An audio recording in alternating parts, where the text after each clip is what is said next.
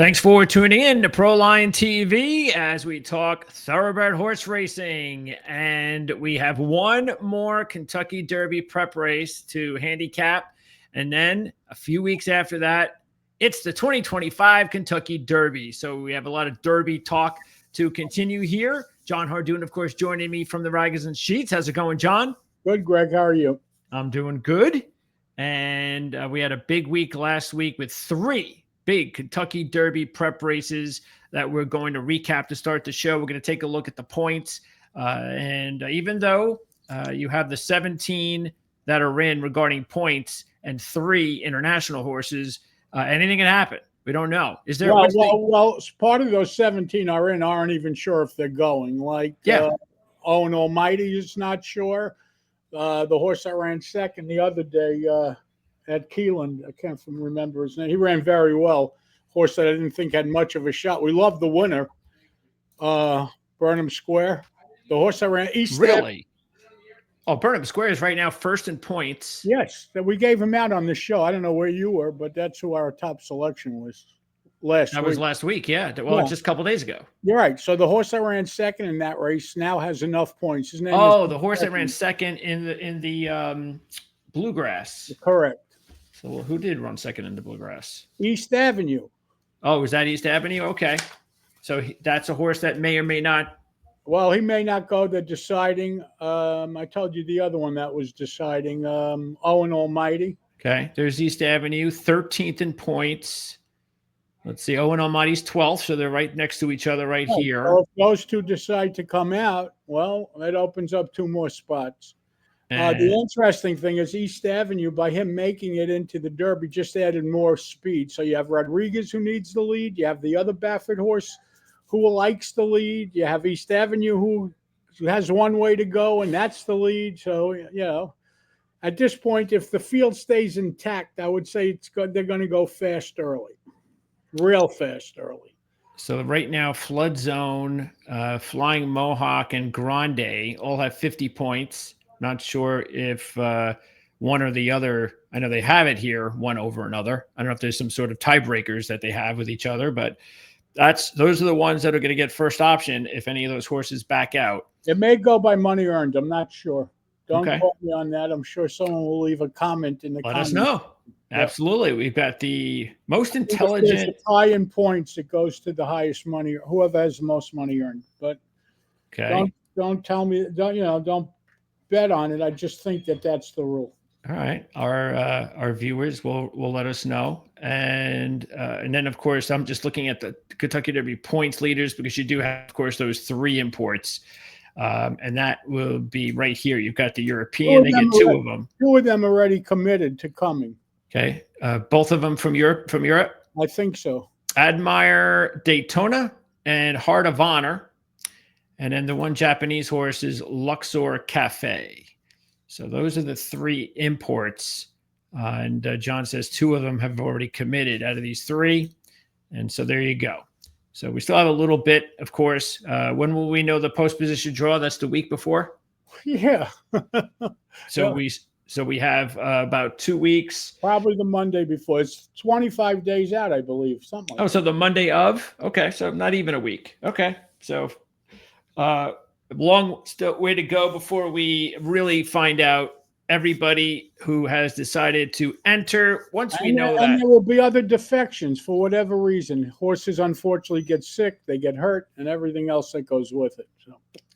And there you see Burnham Square first, Journalism third, Rodriguez fourth. And those were the 3 winners of the races last week. Matter of fact, starting a couple of days ago with the Bluegrass. And here is the stretch drive of the Bluegrass. This was the Burnham Square win going from last to first, John. Yep.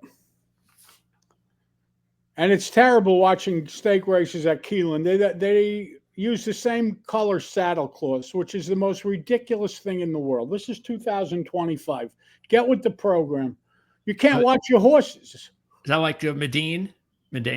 Whatever. They do the same thing over in Saudi Arabia? Yeah, they do that there too. There you go. I mean, wow. And really got to credit East Avenue, who gets off to the lead and the pace was a little fast, and yet he still almost won the race. Yes, he did. Did we get, is it too early for the sheets a couple days later? Yeah, no, you're not having those numbers yet. No. Okay, so Burnham Square, that was a huge win there, just nipping out the winner, of course. And East Avenue, of course, the last couple of races had 19s. So they were very disappointing coming in. But hey, second place, that gets East Avenue in the Derby if East Avenue wants to be in the Derby. And Burnham Square, very impressive in the win in the Bluegrass. Then you had the Santa Anita Derby. And in that one, it was journalism getting the win. And look, we talked about how there was going to be a horse or two that was a really good Derby contender that just wasn't going to make the trip. And Barnes is going to be that horse. Barnes is terrible. Barnes can't go that far. He just doesn't want to. He can't get the distance. That's it. He's a one-turn horse, probably. Sprinter. He'll probably be okay if he decides to go in the Pat Day Mile. But he doesn't have enough points anyway. There's no way he's winning in the Derby. Oh, he's got to get certain points to go to that race too? No, to get in the Derby. Oh, okay. Yeah, he's done for the Derby. Yeah. So there you go. There's journalism, getting the win, just stalking beautifully. Passing Baeza, who, by the way, that was a good race by Baeza. Baeza ran the fastest number. I know that journalism ran a 9. Baeza ran a 7. So he went 9.87. Take nothing. The disappointing horses in the race were the Baffert horses. One ran last, one ran second to last. And the one that ran second to last, what's his name? You have it in front of you there. You've got Citizen Bull. Yes, Citizen Bull shows you one thing. He needs a lonely lead. All those wins he had coming into this race, he had lonely leads. No one bothering him, no pressure. No single digits. Right. Well, there he is. And he just disappeared here down the stretch. Yeah. Baffert's in trouble as far as the Derby's concerned this year. I thought for sure if I had to pick a horse, it would have been any Baffert horse because I thought he was going to come back with a vengeance. I guess his best shot now is Rodriguez, who won the Wood Memorial. However, I'm not that impressed. There was nothing really, no killers in that race, and he went to the lead and kept going. So, yep, this is the stretch drive in the Wood. Bad conditions. Rodriguez gets it done. And I agree. This is just one of those races. Captain Cook just never showed up. He actually had no excuse. He was sitting second. He's just not that good. That's the problem. The field that in the Wood was horrible. Really, you're not going to see any of those horses in the Derby or win the Derby. That's for sure. Doesn't the Wood usually? I mean, isn't that like they don't normally have Derby winners like compared to the other prep ones? No, correct? Florida does the best, I would say, or probably. Florida, Oakland. Bluegrass. Believe it or not, does well because Baffert runs a lot of horses there and he wins a lot of Triple Crown races. So, but that's all past news. Let's get to this week's show.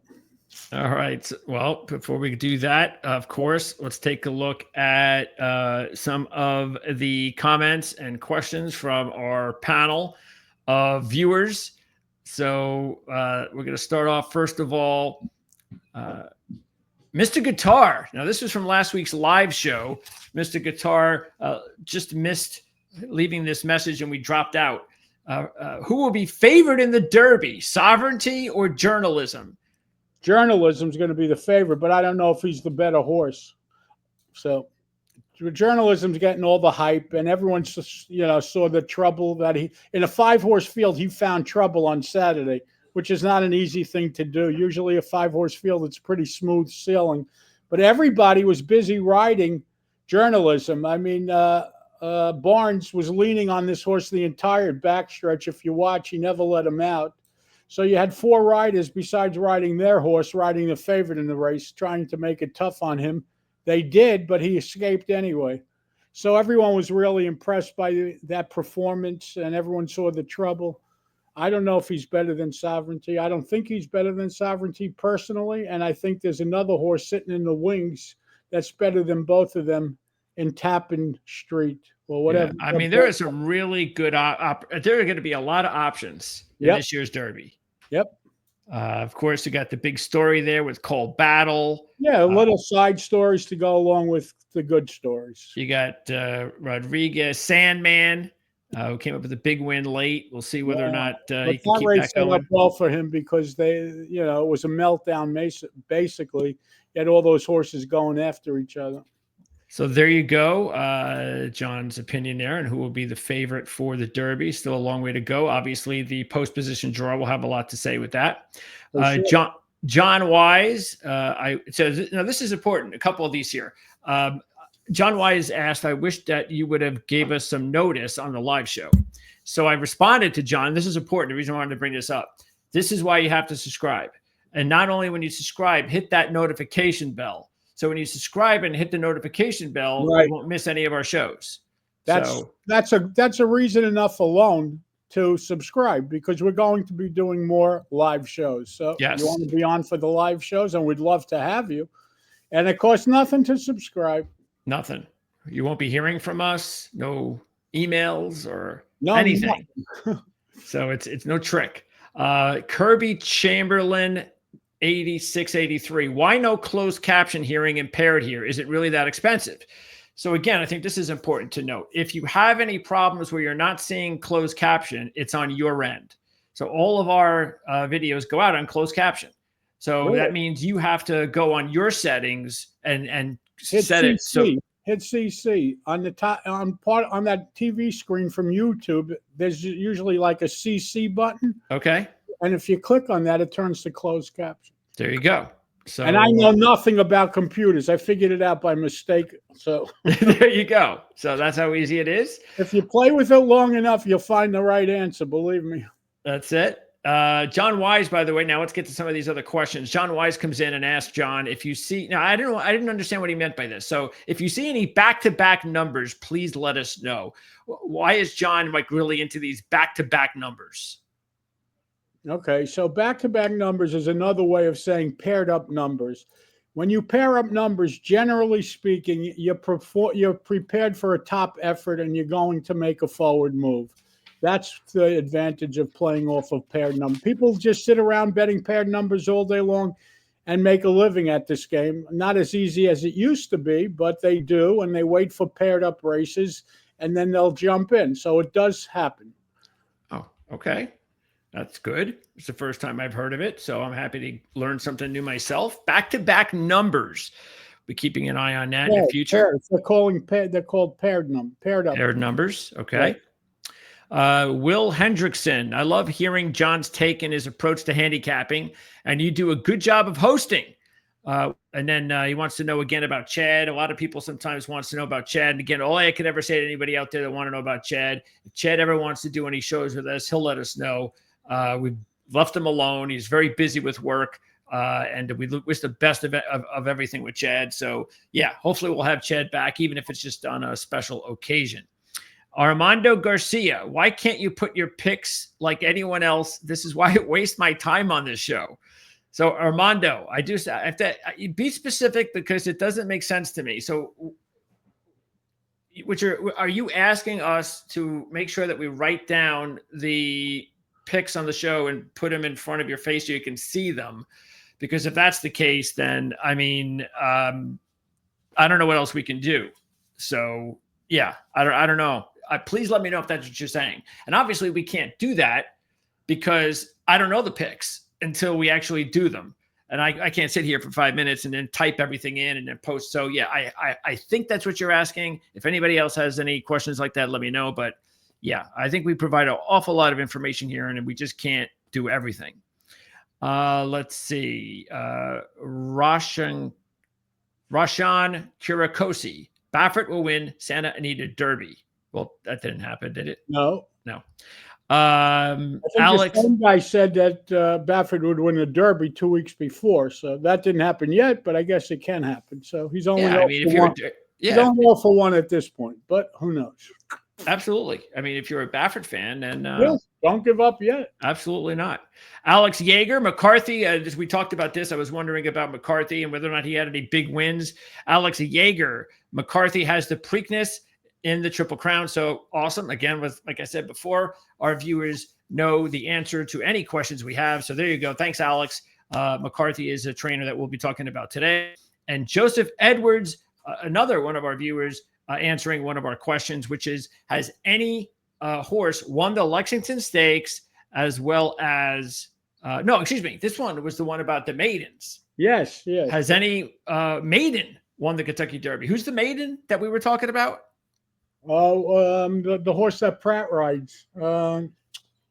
Is he in the Derby? Does he have points? Yes, he ran second in the, what do you call it? He ran second again last week in one of those races. Hold on. I'll put up the here they are again. What's the trainer? Pratt is that publisher? Asmussen. Who? Publisher. Yes. Okay. No. Yes. Publisher. Yes. Correct. So publisher still has not won a race yet. He's 14th in the points. He will be racing in the Derby if they want him to race in the Derby, if everything goes well. And so the other horses who have won the Kentucky Derby, and that was basically breaking their maiden in the Derby, was Buchanan in 84, Sir Barton in 1919, and Broker's Tip most recently in 1933. There you go. So that's it for our comments and our questions this week. Now it's time to take a look at our picks and our races as we preview. Once again, we've got 2 races, and then the bonus race, by the way, is going to be on Friday's card. So that's coming up tomorrow. So that'll be of course, the last race. I'll be doing that, of course. And I forgot to ask you who you liked in that one, John. So I'll have to ask you afterwards. Anyway, so we got races 9 and 10 at Keeneland, and this is going to be for the Lexington Stakes and the Jenny Wiley Stakes. So, of course, we're going to start first with the 9th race, and that is the biggest race of the week. This is the Lexington Stakes. This is going to go off pretty much about 5:15 on Saturday, a mile on the 16th. And so, so this race isn't even a mile and an eighth. And you've got 3-year-olds. And keep in mind, there are no horses can qualify if they win this race for the Derby. So, and I think they're giving 20 points, but it won't help anybody here soon. Yep. So just keep that in mind. The morning line favorite is the 7, Praetor, a 2-to-1 shot, Chad Brown horse, Flavian Pratt horse. And if I'm not mistaken, I just want, this is a note here that not has to do with Chad Brown, but I just want to put this in there. Brad Cox, who does not have a horse in this field, has won 3 straight Lexington Stakes and 4 or 5, but he will not be here. So again, Chad Brown is training the morning line favorite Praetor with Flavian Pratt at 2-to-1, John. And this is going to be a horse that's going to be tough to beat in this one. Why is he better than Bullard? Just out of curiosity. I'm just saying it's going to be tough to beat. So why is he better than Bullard? You didn't answer the question. The thing with Bullard that, first of all, I don't like the fact that he hasn't gotten this distance yet. I know it's not a whole lot of distance, but it's a little bit of distance. He's out of Gun Runner. You know, okay. Well, that's your, that now we're getting into your expertise. So why do you like him? Oh, because Gun Runner is because he ran a 10 as a 2-year-old, and he came out and ran a 10 as a 3-year-old. We liked this horse in some race a few weeks ago. I think he was scratched because he spiked a fever. It was either at Louisiana Downs or it was at Oakland. But we liked him in one of those races, and he was forced to scratch. But listen, this horse has 3 lifetime starts: a 14 first out, and then a 10 and a 10. Don't we look for those paired up numbers? I do. Oh, that's right. There you go. I didn't even see the paired up numbers are there for Bullard. It's really not, because there's so much time between the races and there's time afterwards. So it's not a true pair up. You like when the race comes within a month or 6 weeks of those paired up numbers. So it's a little different here, but I'm just pointing out that he did run 10s in his last 2 races. Okay. Well, let's get right into it. So let's start with the 1, Hard as Life, and the 2, Bracket Buster. Those are the 2, those are 2 long shots. And we don't even know, by the way, if all 9 of these horses are going to be racing. You have 2 horses coming back on 5 days. Yeah. The 4-horse Rolando ran on April 7th at Keeneland. So he's scheduled to come back. I don't believe he'll come back. And the 9, yeah. Touchy, He's also coming back on. They're coming out of the same race. They both ran in the Lafayette. I guess that was opening day, which was on Sunday. And was it Sunday? Well, it was actually on Monday. They ran on Monday, and they're not going to come back on Saturday. But listen, you never know. Wesley Ward has done it on occasion. But I would say they have a better chance of scratching than not running personally. Okay, so that's the 4 and the 9 to keep in mind. We'll get to those horses in just a second. But yeah, the 1 is a long shot that just looks too slow. Well, he never ran on dirt, so we really don't know much about him. He's been on that too, or turf, so he's really just an unknown. Yeah. I mean, listen, as far as his line is concerned, he's really never done anything wrong. 27, 18, 18, 14. But, he did run the 17 last time out. But again, he's never been on dirt, so I don't know. And he's really not bred especially well for grass or synthetic. He's out of gun runner and dreaming as always. So I don't know. I don't know what to do with him. He's 30-1. Listen, if he would obviously have to improve dramatically to compete against other horses in this race. Well, I do want to put the 2 in to my exactas, because at 20-1, I look at a horse that was really slow the first 2, had a big run at Keeneland, broke his maiden here at this distance. That was the race in October, running a 14. Then he had the predictable bounce, and that was, by the way, a race with a lot of good horses. Sovereignty, Sandman, as you can see. Matter of fact, 3 horses that are in the Derby, and he ran the 18. So that was the bounce that was expected. So if I can get this horse back forward, I'm going to improve upon the 14, and maybe I'll hit him at 20-1. Yeah, I'm using him in my exactas. I think he has a shot to run a 12 off of this line. You know, he has the 14 early at Keeneland, which is key. It was also his first time long. The 18 that he ran off the 14 was with no rest, and I expected a bounce anyway. I agree with you 100%. Perfect read. Appreciate that whenever I can get it. Bullard. Now, I believe this is going to be your top pick. The 9-2 shot, back-to-back 10s, the pair 10s.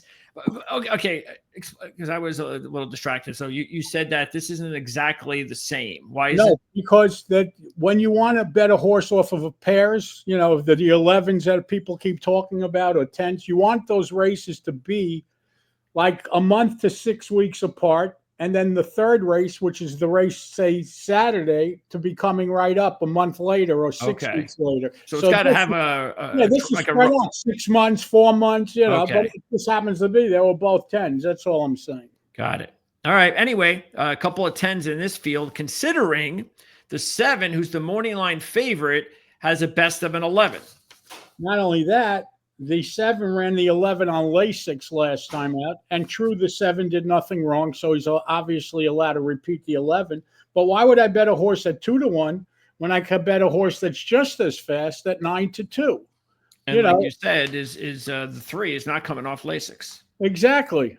So there's a lot of reasons to like the 3, and it won't take that much to convince me to bet him at 9-2 compared to betting a horse that's a quarter the price. Why, by the way, was there a Lasix in that race? Why was there a Lasix? Because he was allowed to use it. It was at Gulfstream. He was 3. Wait, who are we talking about? Oh, yeah, it was at Gulfstream, and he turned 3. At 3 years old, you're allowed to. 2-year-olds can't use Lasix. Got it. Right, and stakes horses can't use Lasix. The rest of them could all use Lasix. If they want to. Okay, got it. All right, so there's the 3. Bullard is going to be your top play. Meanwhile, let's take a look at the 4, one of those 2 horses that may or may not enter because he just raced a few days ago. And like the other thing, too, is even without that, out of all these races, 7 races, he's got 1 single-digit sheet. That's a number. That's a 9. His best before that is a 15, and he's only 6-1. Yeah, and he's never been a distance either. You know, that's the other kid. Well, he ran a flat mile, but never around 2 turns. Yeah, so I don't know. 6-1, that's a little. No, I don't want. First of all, he's probably going to scratch, and even if he doesn't scratch, he's coming back too close. It's a lot of reasons not to like the horse. Yeah, and I'm not interested. Okay, and then we have the 5 Native Runner. Native Runner is a 15-1 shot.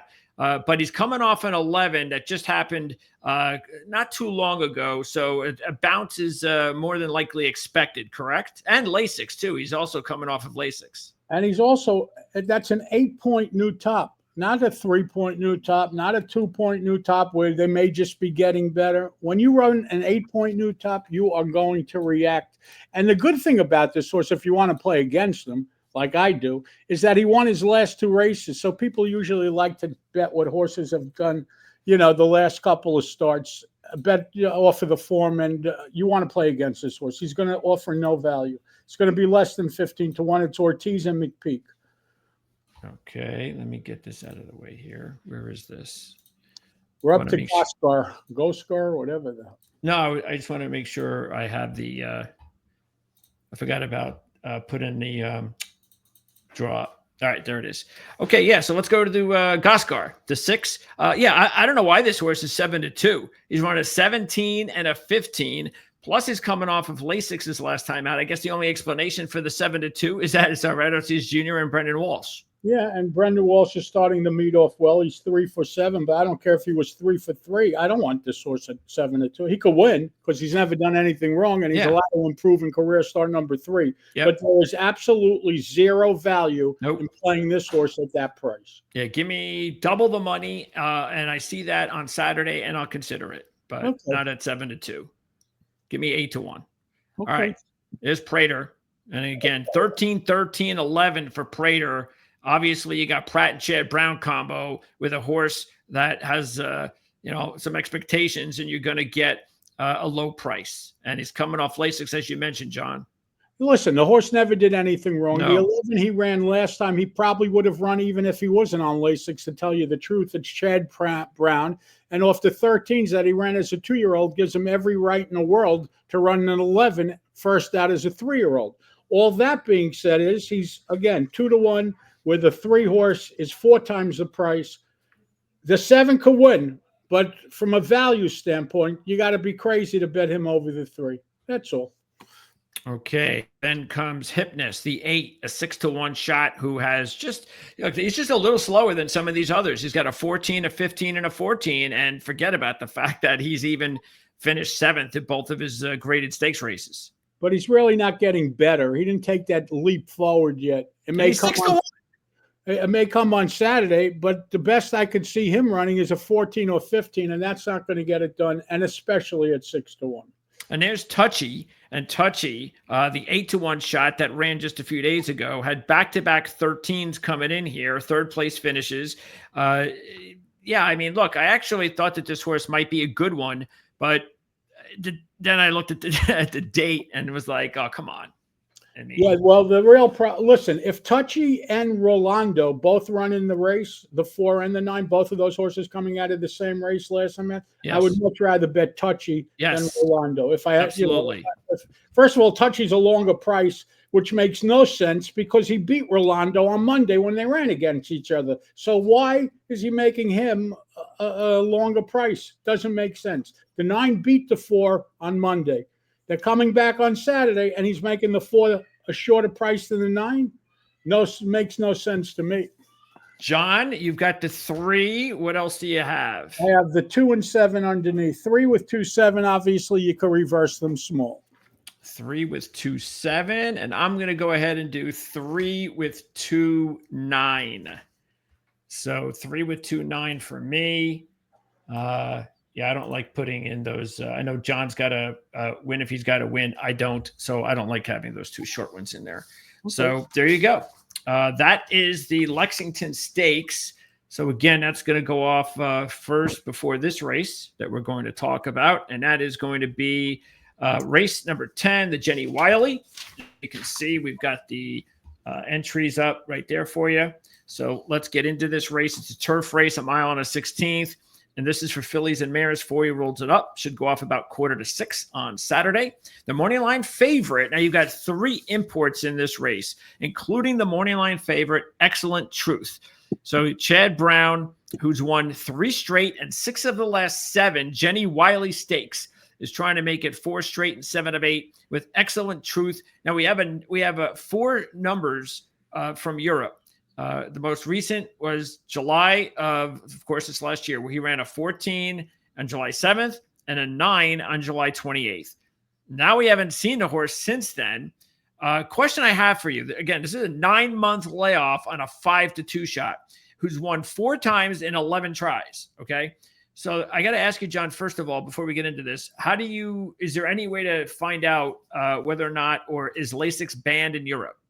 Lasix is banned in Europe, but Lasix is also banned in the stake race. So he didn't come here to get Lasix. Yeah, sure. I just want to make sure that there's nothing we're missing. A lot of times horses are shipped from Europe because they can't run on Lasix there and they're bleeders. So they come here where they can run on Lasix. Interesting. The thing about this horse is Flavian Pratt is climbing aboard. It's first time for Chad Brown. He didn't train this horse in Europe. So I don't know who did, to be honest with you, but it wasn't Chad Brown. So I'm sure it's probably a trainer upgrade, but I don't know for a fact. I don't like playing horses that run twice a year. That's the problem I have with this horse. 2 years ago, he ran twice. Last year, he ran 3 times, and then he hasn't run since. I would include this horse, but I would never key off of him. And that's only out of respect to Chad Brown and Flavian Pratt. And the other thing is, listen, she's 5 years old. She only earned $206,000. A lot of times you see these European horses come here, they earned $1 million or whatever. It's not that much money for a 5-year-old. Just my opinion. Next up is the 2. By the way, here's a perfect example. The 2 horse earned $411,000 compared to $206,000, and she's a year older. So isn't that a lot more money? Yeah, you would think so. Yeah. And this horse ran a 14 and a 12 in his last 2 races. Yeah, and they were at Maidan, so who knows? Who knows? Nope. And again, you get short prices on who knows. On who knows. That when you have a lot of other options in this race. And you have serious options in this race. So let's go with the 3. And I believe the 3 is a legitimate long shot that might hit the board. So I'm going to play poolside with Slim in my exactas. This is a 20-1 shot, getting Jose Ortiz for the first time as a grade 2 win here at Keeneland. And the numbers are very nice. I mean, if you take a look back over the last 5 or 6 races, they're all 11s, 12s, and 13s. And most importantly, his last race, his only race this year, was an 11. So yeah, I mean, I'm getting 20-1. That's the most important thing. Nothing wrong with 20-1 on this horse. Unfortunately, she didn't make my cut, but maybe I'll put her back in because of the price. There are just so many juicy options coming up. So let's continue. Okay, here's a long shot. Vina Arana, another import that did race though at Saratoga, ran a 13. As you mentioned, Jon, sometimes it's about Lasix. Well, he came in, got Lasix, ran a 13, broke his maiden in that race. That's about all we know from Vina Arana, except for the 17 and the 18 and the 2 other races previous than this over in Ireland. Yeah, Jack Sisterson does a good job. The problem, this horse is now coming off of Lasix, but the 3 at 20-1 is a lot better bet than the 4 is at 30-1 if you're looking for horses like that. Okay, the 5 is definitely a good horse to keep in mind here. One of my top plays, not going to be my top play, but I like Be Your Best. You got Safi Joseph and Arad Ortiz Jr. combo. The horse has won 3 graded stakes races, including a grade 2, all in the last 3 races. So he's on a 3-race win streak, running an 11, 11, and a 10. Yeah, and guess what? Safi Joseph took over the training. He got the 14 the first time with trouble, then 2 11s and a 10. So for Safi Joseph, technically he ran 11, 11, 10. He's 6-1. He's a must use.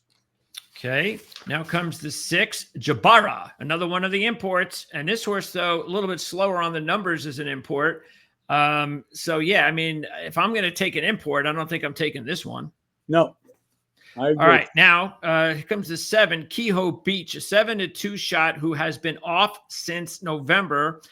So he's had about 5 months off. He ran a 14 in that race. He's on a 3-race win streak. He ran a 16, 11, and a 10 before the 14. He does have a win at Keeneland. That was the 10 in October. Yeah, well, the 10 was a mile. The 11 was sprinting at Kentucky at Keeneland, I guess. Kentucky Downs was the 11. Yeah, right. And then the 10 was at Keeneland, but that was at a mile. This is a mile of 16. This horse is 7-2. At 7-2, it's crazy. She's not faster than the 5, the 3, the 8, the 9. All these horses are faster than this horse. I understand it's Wesley Ward, and he gets way overbet with every horse he sends out there because he usually does very well. That being said, at 7-2, I don't think so. I get the feeling that we have the same horse at the top, and that is Sacred Wish, an 8-1 shot, who's coming off back-to-back 8s. He's got a grade 1 win in December. Matter of fact, interesting is he runs the 8 in his last race. He was second by a neck to the other horse that we like, Be Your Best. Be Your Best, who won the race, ran a 10 in that race. Yep. So that's just something to note. And you're getting 8-1 with the 8 as far as the odds at this point, instead of 6-1 with the 5. I like both horses, but I like Sacred Wish the best. Yeah, Sacred Wish is my top selection also, especially if we get 8-1. I mean, that's a pretty fair price, and I like this horse in that spot. Yeah, that would be nice if we can get 8-1. Maybe, 4 wins at 18. People might not like that. So, all right. Now, No Show Sammy is another long shot I like. Let's throw him in there at 15-1. He's had 5 months off, but he's coming off a 9. Matter of fact, basically from all of his races, most of them, he's gone forward. So you got to like that. Franco's back on board. He's 1-for-1 on top. The horse has won 4 out of 6 races, and you're getting 15-1 coming off a 9. I'm using this horse. I mean, listen, he's 15-1. He's as fast as anything else in the race. Sounds like we're in agreement here on this one, John. So you're going to start with the 8. What else you got? Oh, it's over already? That's it. Yeah. I'm looking to turn the page. That's over. Okay, so I'm using the 8 on top of the 1, the Chad Brown and Pratt horse, the 3, that live 20-1 shot, Poolside Sam, the 5, and the 9. 8 over 1, 3, 5, 9. And that's why I figured we had the same horses. I'm going 8 over 3, 5, 9. So there you go. That's it for race number 10, the Jenny Wiley. Now, John is going to depart. I've got the bonus race coming up, which, again, is going to be from Friday's card. So if you're watching on Thursday, that's obviously tomorrow, Friday. That's the Maker's Mark Mile. Next week on the show, we've got a couple of more races from Keeneland. We have a grade 2 race, a grade 3 race. We also have 2 grade 2 races from Oaklawn and Santa Anita. So we do have 4 graded stakes races to choose from. Hopefully 2 of them will suffice. And John, appreciate your time as always. My pleasure. Stay safe and be well, everybody. Hit subscribe and hit that bell so when we do our live show, you'll know what's coming on. Thank 100%. You. Thanks, John. All right. Be safe, Greg. Thank you. Thank you. All right. So there you go. Let me get this all set here. This is the bonus race. We'll see if we can do good there. By the way, we had a good week last week. We hit 2 out of the 3. We had journalism. And of course, we also had Burnham Square. So Rodriguez was the only one that got us in the wood. So hopefully we'll keep on rolling here. And this one is going to be, again, on Friday's card. So this is also from Keeneland. This is the grade 1 Maker's Mark Mile Stakes for 4-year-olds and up. By the way, I wanted to give a shout out to one of our, I think it was I think it might have been someone on X, I think, but I don't recall. One of our viewers told me to check out Equibase, and I had looked at it, but I hadn't looked good enough because I was paying too much attention to the past performances. And I went ahead and hit the entries, and it turned out, hey, this is working. They're not telling me that I can't look at the entries for free. So that's working out. So I appreciate the viewer that pointed me in that direction again. All right. So let's now talk about this one. The morning line favorite is the 6, and that's Carl Spackler. And the 3 is next in line. No, the 3. That's another horse that I like. Who is the morning line favorite? Oh, the 1 is the second choice, I believe. The 1 Integration. You know what I'm going to do too is John. Usually, I like to get John's opinion, so I'm going to text John.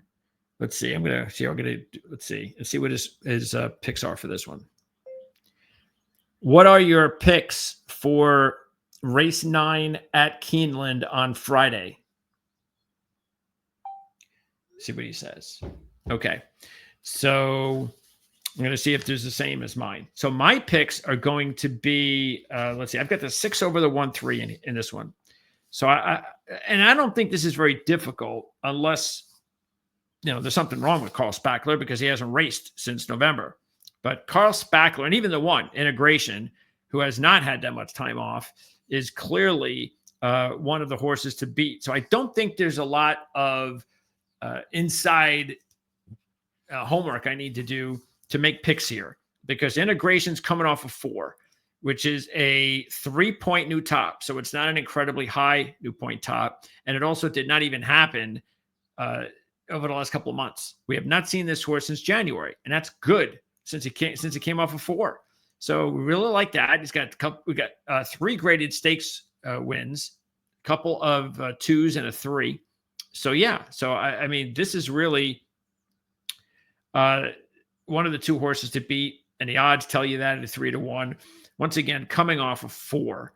So that's matter of fact, his last 4 races all headed in the right direction. 11, 10, 9 to end last year, 4 in January in the grade 1 race that he did not win.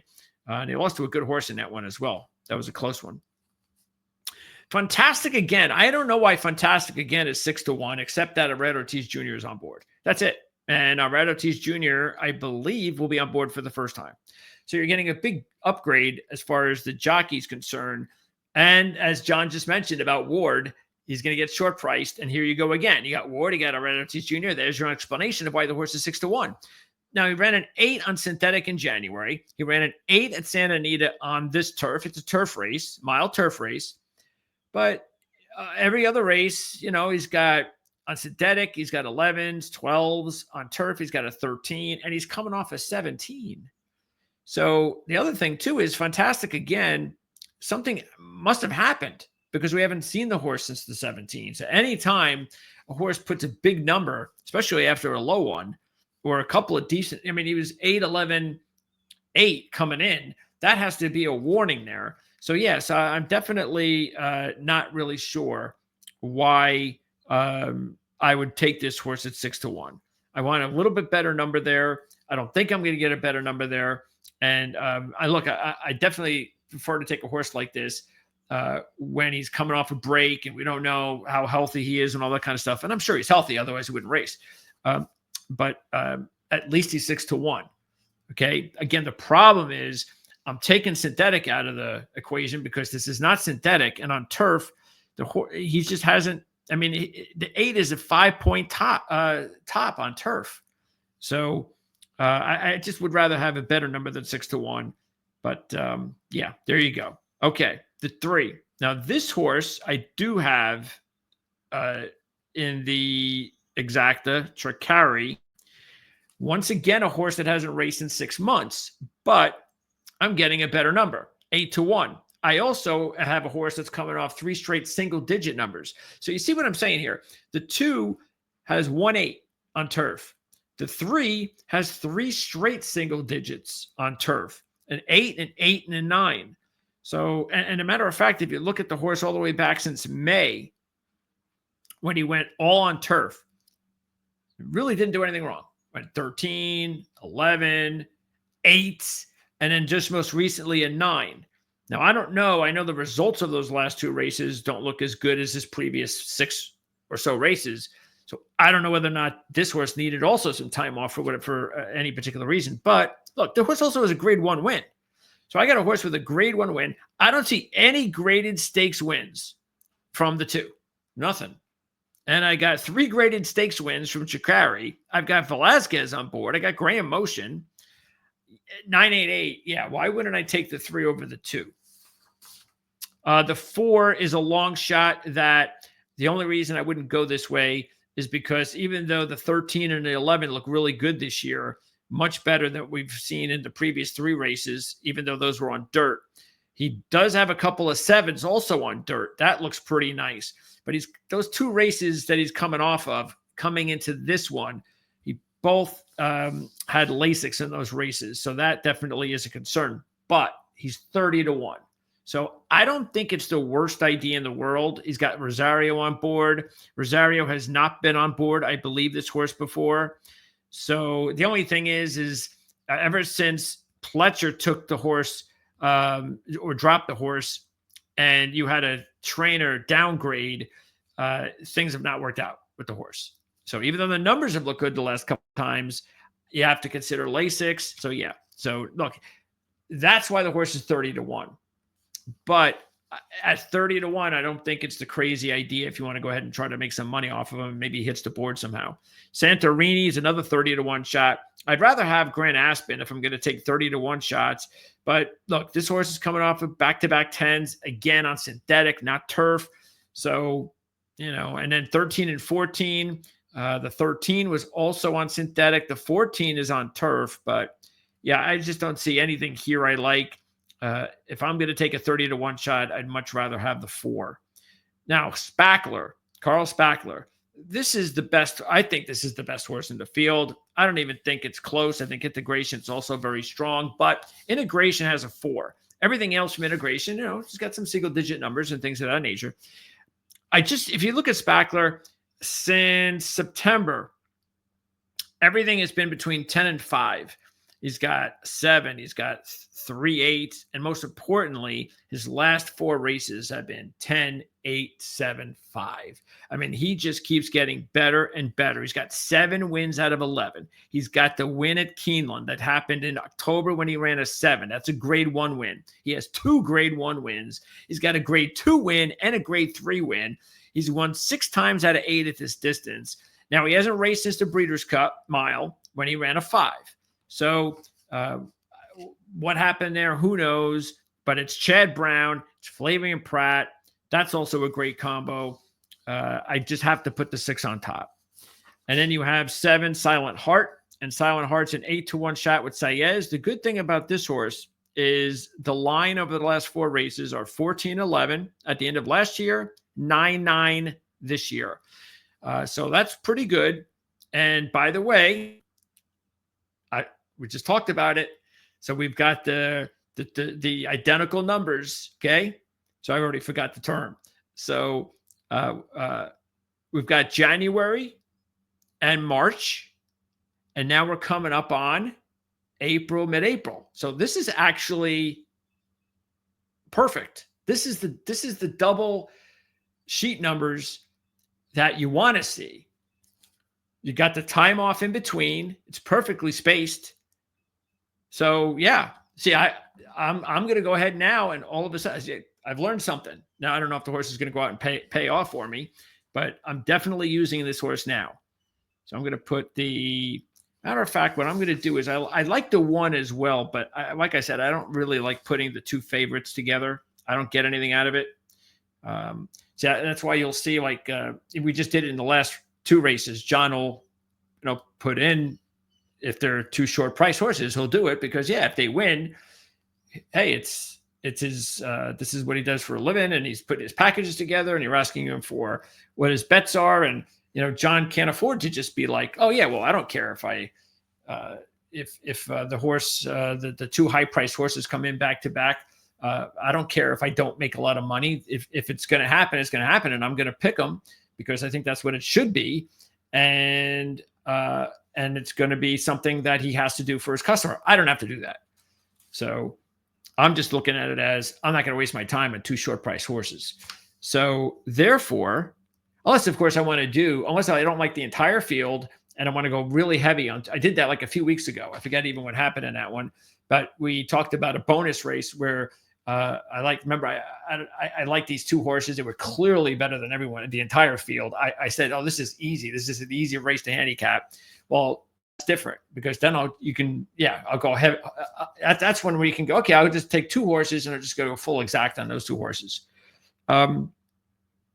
Anyway, so Silent Heart, 8-1. And by the way, it's 4 years old too. So that's pretty good. A little younger than some of these other ones. So I'm definitely going to ride the 7. All right. Now comes the 8 Northern Invader. I do not know why Northern Invader is 4-1. I guess the only reason I can see 4-1, you've got a good trainer and jockey combination. The horse is 1-for-1 at Keeneland, and he's coming off an 8. So those are good. I like that. I just don't like the 4-1. I'd rather have this horse be like 6-1. I get 6-1 with the horse. I'm fine, because I don't really like, for instance, if I put Northern Invader up against Integration, the odds are basically the same. And yet Northern Invader has never won a graded stakes race. Integration's got 3 of them. And Integration has, even in his career, he has 4, 5, 6, 7 single-digit sheet numbers. Integration. Northern Invader, 1. And Northern Invader is 4-1. Integration, 3-1. So if I'm choosing the 2, I'm clearly taking Integration. Look, if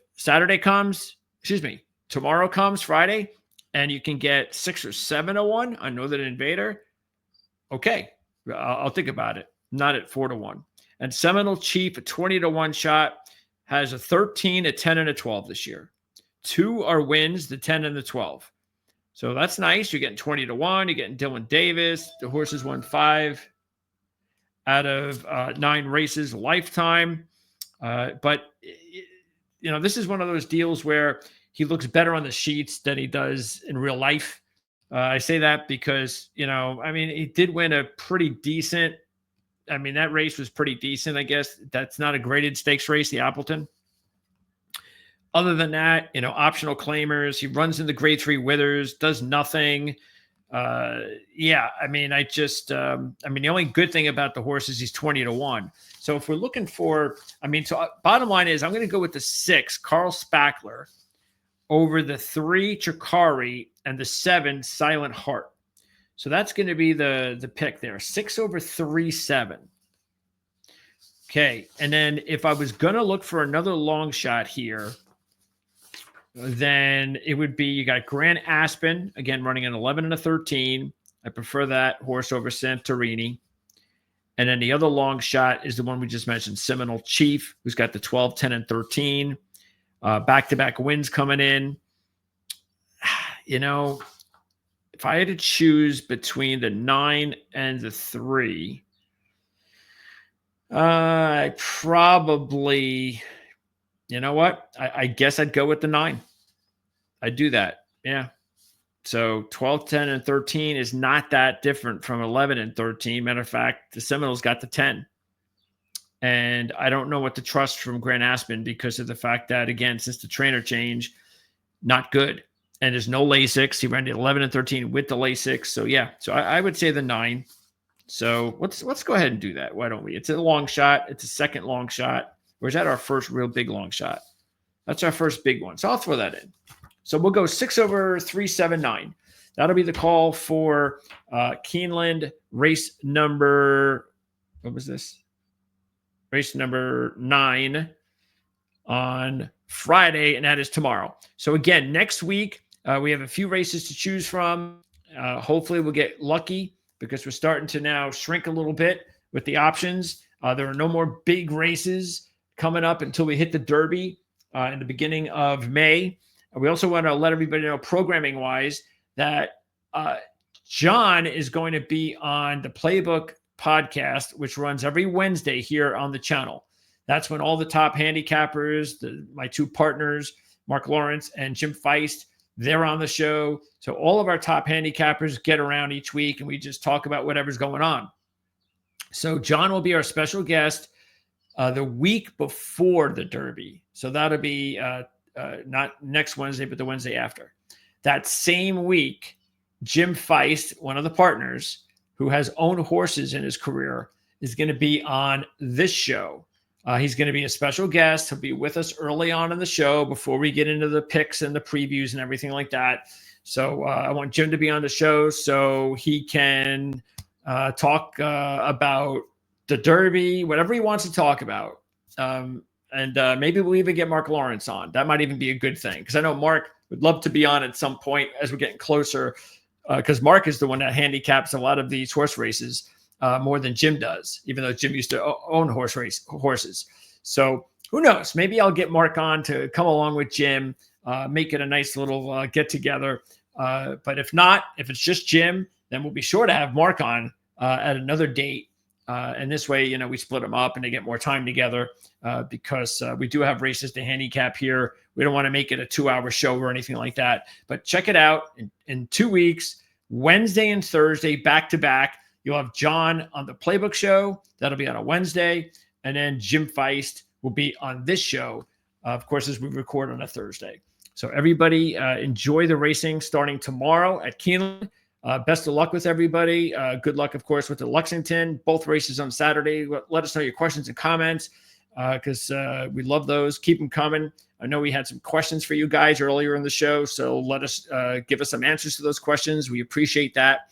And subscribe, hit the bell, like the video, share the video. Sharing the video is also awesome. And don't forget, you've got that $sign that says thanks on the bottom of the video.